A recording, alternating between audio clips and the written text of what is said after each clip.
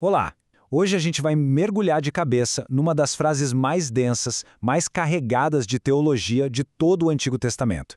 Ela aparece naquele reencontro super dramático entre Jacó e Esaú. É uma frase que transforma o que era para ser um acerto de contas familiar em uma janela para o divino. Tá aí.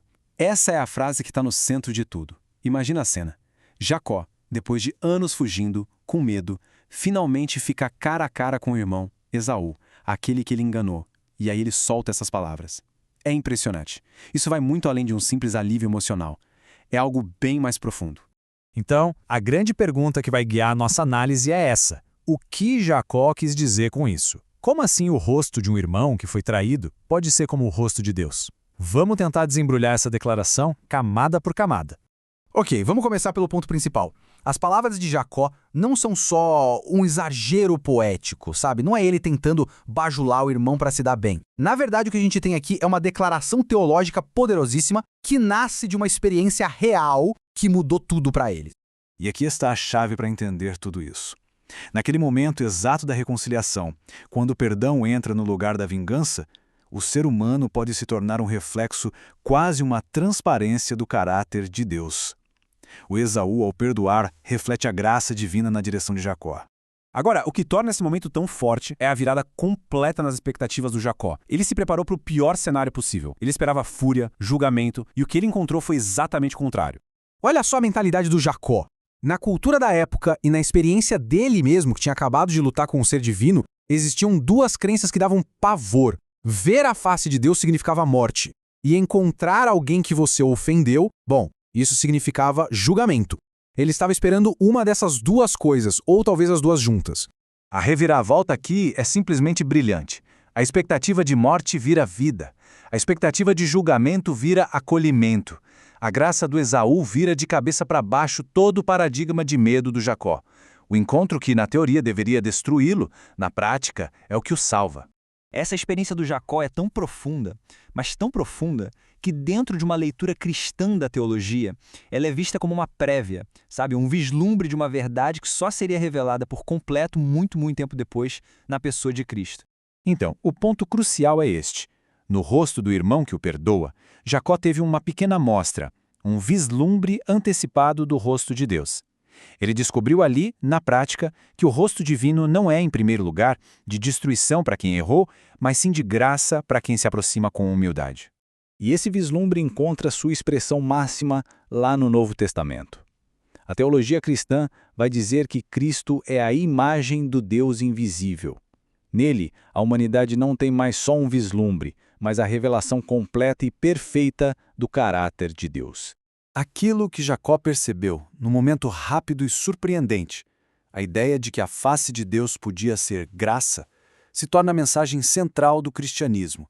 Em Cristo, Deus tem um rosto que se pode ver, um rosto de acolhimento. E o que esse rosto revela, afinal? Não é distância, nem poder que esmaga, nem condenação. Muito pelo contrário. Revela aproximação, toque, acolhimento. Revela um Deus que escolhe ser conhecido não pelo afastamento, mas pela proximidade que traz reconciliação. Isso nos leva para uma das ideias mais radicais que saem desse texto, a de que a revelação de Deus não acontece lá longe, num céu distante ou num templo de pedra. Ela acontece no encontro humano, no rosto do outro. É muito importante entender esse conceito. O Esaú não se transforma em Deus, de jeito nenhum. Ele se torna um ícone da graça. Naquele momento específico do perdão, ele funciona como um espelho, como uma janela, através da qual o caráter cheio de graça de Deus brilha com muita intensidade. Essa citação resume a ideia perfeitamente. Uma epifania é uma manifestação do divino. A sacada aqui é que o divino se manifesta de forma concreta, visível, no espaço ético onde o amor, o perdão e a reconciliação vencem o ódio e a violência. E para fechar, vamos ver como essa experiência não apenas resolve um conflito, mas transforma, lá na raiz, a maneira como Jacó vê o mundo e a si mesmo. A reconciliação, no fim das contas, reconfigura a percepção. O processo fica bem claro, né? Antes do encontro, a percepção que Jacó tinha do Esaú era uma só, a ameaça. Aí vem o ato da reconciliação, o abraço, que muda tudo. E a nova percepção que nasce dali é de revelação. O que mudou não foi o Esaú, mas os óculos com que Jacó o enxergava. Este é um ponto muito poderoso. A experiência da graça dá a Jacó uma lente nova para ver o mundo. Os problemas não somem num passe de mágica, mas a pessoa que foi reconciliada começa a enxergar tudo através da possibilidade da graça e não mais só pelo filtro da ameaça. E se a gente expandir esse princípio, dá para ver que ele não vale só para o Jacó. Toda vez que o perdão acontece de verdade numa comunidade, aquele espaço se torna um lugar teológico, um lugar onde Deus se manifesta. Cada reconciliação abre uma janelinha para o divino, mostrando que a presença de Deus floresce quando as relações são restauradas. E assim, a gente chega à nossa síntese. A jornada de Jacó nos ensina que olhar para o outro, especialmente aquele que nos perdoa ou a quem a gente perdoa, com os olhos da reconciliação, é começar a ter um vislumbre da verdadeira face de Deus. E a questão então se expande. Ao pensar nisso, talvez venha à mente um rosto que tem sido evitado, por medo, por dor, por orgulho. E se, em vez de uma ameaça, esse encontro pudesse ser, na verdade, um lugar de cura e de revelação? Onde será que na vida e nos relacionamentos que se quebraram, a graça pode estar só esperando para se manifestar, transformando o medo em acolhimento e mudando a percepção da realidade?